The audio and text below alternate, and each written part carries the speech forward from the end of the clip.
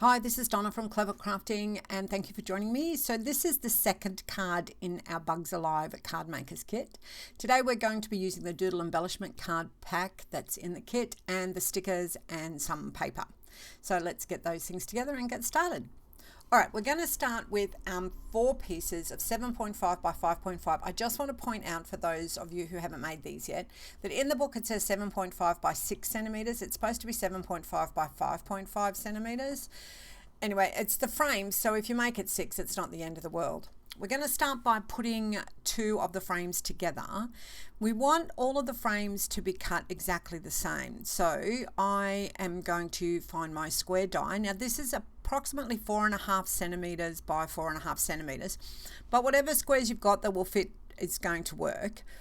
I'm going to just line these up perfectly, grab some of my masking tape. Now I don't want this to stick really firmly on my card, so I'm going to detack it on the back of my hand a little bit and just rip that in half, and I'm going to apply it in place on the card to hold them while I'm die cutting them, because it's really important that they are in exactly the same spot. So I'll just position my square. Of course I've got to make sure everything's precise, so it takes me a minute to position it and to make sure it's even all the way around the outside. I think once I finished this, it was out a little bit on one side anyway, but that's okay because all 4 pieces end up being exactly the same. So if it's different on any of them, they'll all be the same. Well, with this process, they should all end up the same. So I've attached my die and I'm just going to die cut it. So this is my die cutting machine. I've got the Sizzix, I don't know what it's called, but it folds up and it's really handy for me. And my plates, and my 2 pieces of cardstock, and then my top plate. So on mine it'll cut through both pieces of this cardstock. This is lightweight cardstock. I'm using the J Burrows 250 GSM that we get from Officeworks. That's what's in your kit, and it should cut through. You can see I've popped through both of those. Now I'm actually going to remove just one of them. I'm going to leave the die in place where it is on the front one, and I'm just carefully undoing this masking tape and removing the back one, and I'm going to position one of the other pieces on the back and stick it in place. Now I've actually cut out the die cutting for this and for the next one, but I do that, and then once that first one is die cut, I do exactly the same with that other piece. So this is the second piece, so this will give me 4 pieces. So the first cut I did 2 together, then the second cut I left the die and everything in place on the top of the first one, and then just added the piece at the back. Then I removed that and then added the solid piece of the last one, and ended up with 4. Now if that got really confusing for you, if you check out your notes, that will hopefully clear it up. All right, but either way, I've used the first cut as a template and I've cut all 4 the same. Those little pieces you can keep for another project. All right, so they're all the 7.5 by 5.5 centimeter pieces, and now I'm going to glue them on top of one another. So as long as you have got the side that you cut from up the top, you can tell this the right side because it's kind of rounded at the edges. That's where we put the die cut through. So as long as you've got all of the right side up, these will all stack up on top of one another beautifully. You don't want to stack up all of them, by the way. You just want to put 2 on top of one another because we need 2 frames. You could, in actual fact, if you wanted to cut the second frame, you don't have to use the white cardstock that we've done. You could cut it maybe out of a cereal box if you wanted it a little bit thicker, just so long as all of the lines match up. So as long as the die cutting matches up, it doesn't really matter what you use in the back piece. All right, so they are all nicely stuck together. Make sure that they're, we've pressed them down well, and we are going to get out our next pieces. So we're going to go with our 5.5 by 5.5 colored pieces. So this is the pattern paper. So in the kit, it's just like got a velvety texture on it. They're all plain colors. And we're going to do some doodling. I'm actually going to make one of these pieces look like a notebook by doodling lines across it. So you can see here that I'm not lining them up. I'm not using a ruler. I'm literally just drawing. With the doodling, I find the most important thing to do is to be brave. Keep in mind that it's just a piece of paper. If it doesn't work out, you can cut another piece. But you can see here I've made a bit of a mess down here at the bottom, but it's fine. And all of my lines are really crooked because I shake. So, you know, it's just doodling, and it really looks great when it's all finished. All right, I've also put a margin on that little piece of paper, and now I'm going to doodle around the edge. The pen that I'm using is a uni pen. It's really fine. It's a 0.1, but you can get 0.3 or 4. Any of those would work as well. So I'm just going to now doodle around. This is right next to the cutout frame from these are kind of like Polaroid pieces, aren't they, that we've made here. So I'm going around the inside of that, and then I'm going to go around the whole outside. Once again, it's just important to be brave, to draw around the edges. Doesn't matter if you make a mistake. Doesn't matter if you go off the edge. Doesn't matter if you go crooked. None of that matters because it will look great when it's finished. So can you see that? Look how wonky I went over there. Anyway, all good. Now I'm going to do the other one. So once again, just around the outside. I'll speed this up a bit for you because you don't need to see that in real time again. And I'm just doing the same thing. And there's the finished product for that one. Okay, so I've cut some thin strips of cardboard. You know that I am very fond of using old kit boxes. I think in this case I used some like a motherboard box. For those of you that don't know, Danny, my husband, is a computer repair guy, and he gets lots of computer boxes, and they're a really nice thickness. So I've used that in one of these cases. You can use double-sided foam tape. I just find the cardboard a little more forgiving. It's lighter, it's free, which is a great bonus. It's recycling, which is also an excellent option.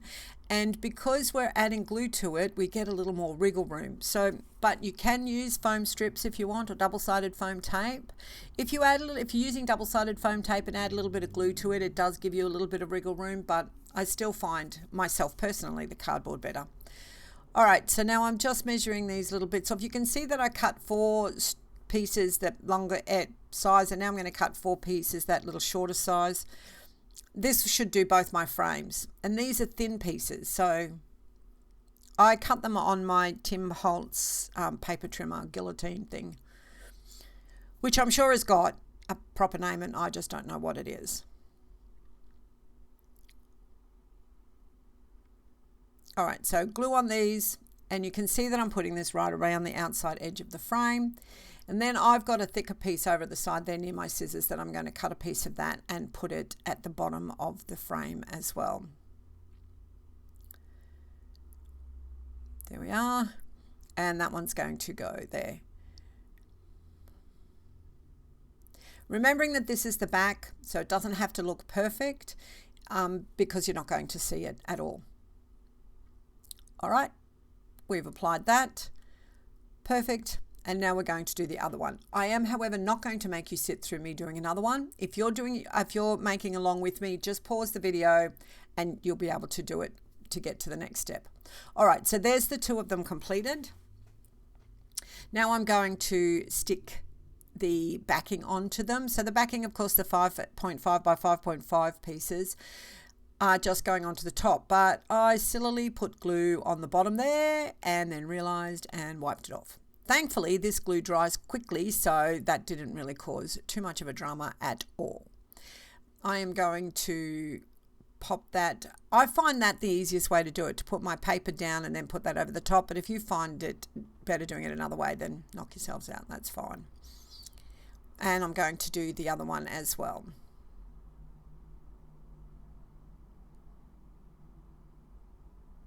Beautiful. I remembered not to put it on the bottom of that one, and I'm just going to stick it on my patterned paper. You could have 2 different patterned papers if you wanted to. You can, do whatever you want. I'd love to see plenty of your creations over on our Facebook group, so if you feel inclined to post it, that would be excellent. All right, we've done those now. So we're going to talk about our bee. I'm going to use the bee, but you can use any of the bugs. You do need to decapitate them, and I'm terribly sorry about that, but you need to cut the head off. Now, I've obviously already stamped, coloured and die cut this bee, and now I'm just using my scissors to cut off his little head. With some of the other bugs, You do also have to cut down the wobbler because the wobbler is a little bit wide to fit on there, but that's okay. You're able to do that. You can see I've got that into 2 pieces. All right, now I'm going to position it on my little Polaroid. I need my wobbler first. Don't forget that the packaging you can cut out and use for those, by the way. That little fairy with a wobbler behind it's very cute. Okay, so the wobbler goes behind the head. I'm not going to put it on that one. No, I'm going to put it on the other one. Yep. So I'm going to pop the bee where I want it. Of course, I've got to decide if I want the bee at an angle or what I want. So I've got to fiddle with that for a minute. All right, I'm going to go straight because that's nice and easy. I'm going to position my bee body. Now, I could probably stick it down first, but I get concerned that if I don't put the head on straight, then the body is it's all going to be crooked, because I talked about the foam tape being, unforgiving. Well, it's nothing like these wobblers. The sticky on these wobblers is insane, crazy sticky. So I've taken, you can see the back piece off that and got it stuck to my finger. And so I've got my little bee in place that I can move if my head isn't in the right position. And I have pressed down my wobbler to stick that in place, taken off the other backing piece, which by the way was a bit of a nightmare, but I cut all of that out of the video, and I've stuck the bee head. So if my bee head, as I said earlier, it wasn't at the correct angle, because I haven't attached my body yet, then I can adjust my body to suit. So, but the bee is fine. I've ripped up the body and I'm going to put some glue on that and give her body back.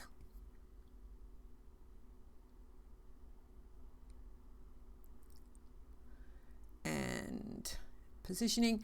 When I put the body back on, I do put it underneath the head a little bit, so that edge isn't lined up with the head. It's kind of underneath a little bit.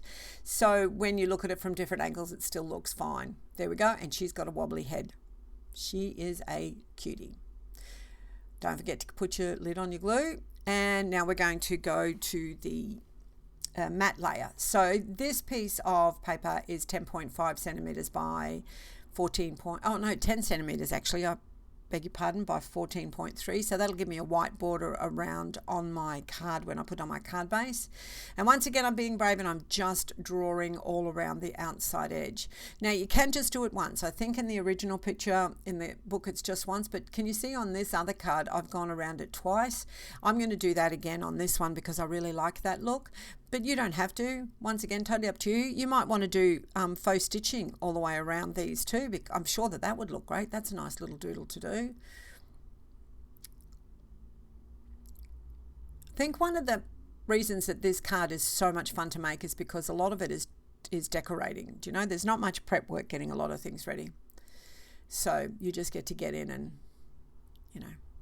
doodle, play with your bits. Stick them all together. Okay, there we go. That looks great.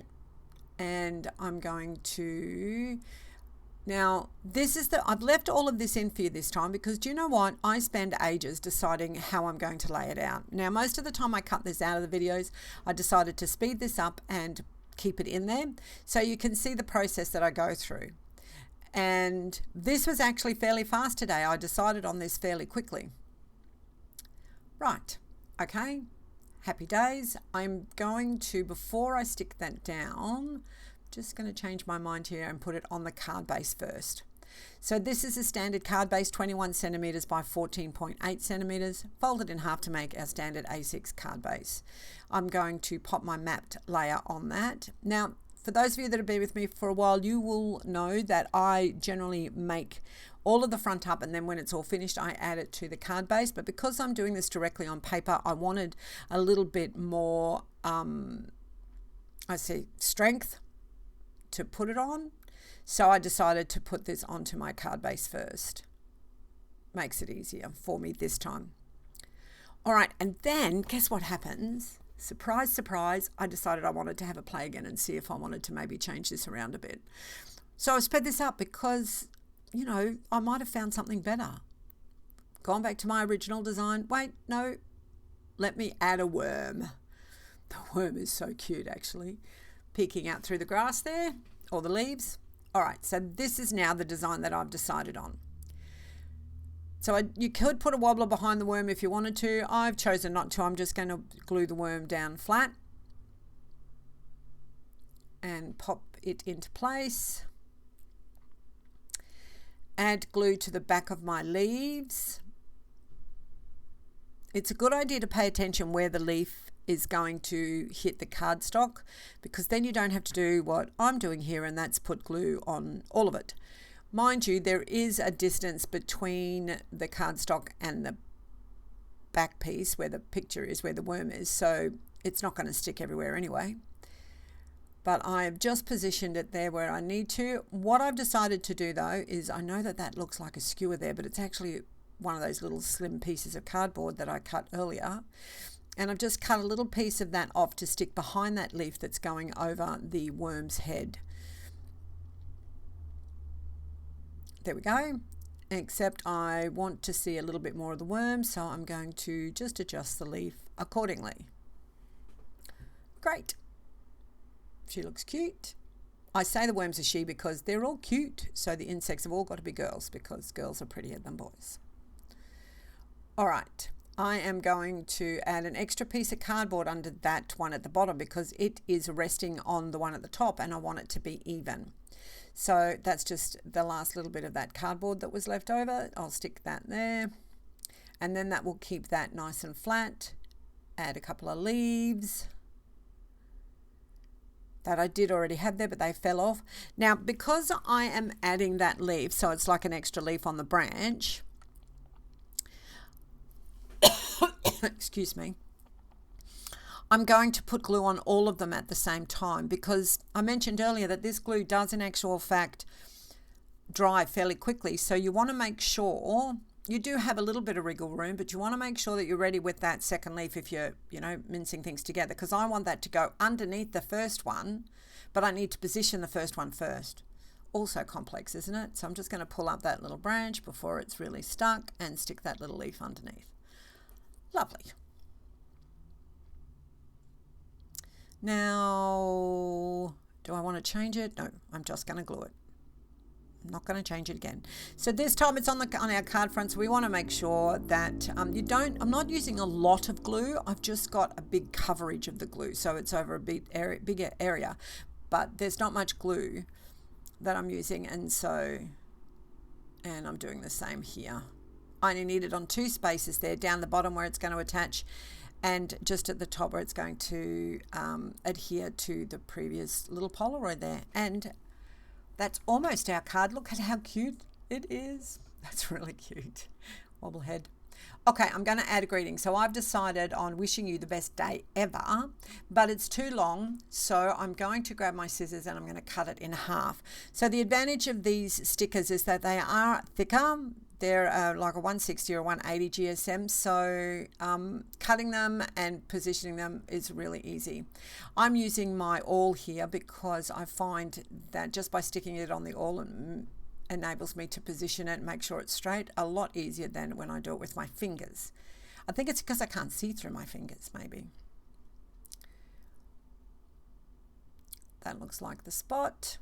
Awesome. Okay, so that's it. I hope you've enjoyed this video, ladies. Don't forget to give me a thumbs up, and because that helps my little channel, and stay tuned for the next one. Until then, I hope you all stay safe and have lots of time happy crafting. Bye.